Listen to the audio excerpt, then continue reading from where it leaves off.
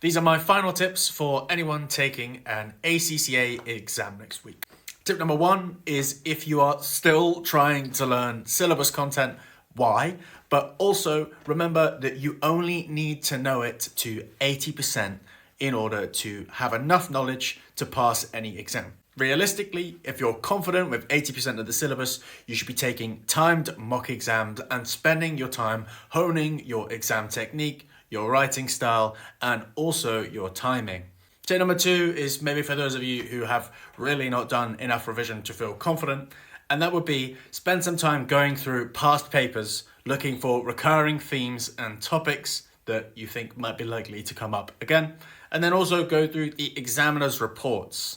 Look at what they're criticizing students for and look at what they're praising students for. This will give you a bit of a baseline understanding of what you might be about to face. Tip number three is get some practice done. If you haven't already, start doing practice questions under timed conditions and do your best to try and sit a full mock exam under timed conditions. Go through it afterwards, pick the bones of your work. Again, you can use examiners' reports here to kind of get a bit more insight of the criteria they're assessing if it's relevant to your exam. As well as this, you may be able to find some complete online scripts of students who have done really well, and you might be able to get some technical ideas from them, how they structure their answers, the kind of verbs and requirements they're looking for in the questions. These are the key things that you need to be able to pick out when you're working through the exam.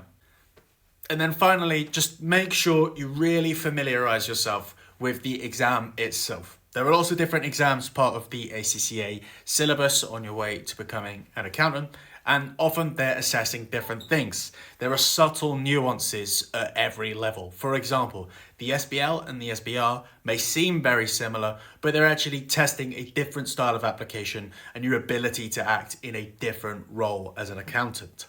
Whether you're feeling confident or not, make sure you spend a little bit of time away from the accounting material, get some good rest, and eat well.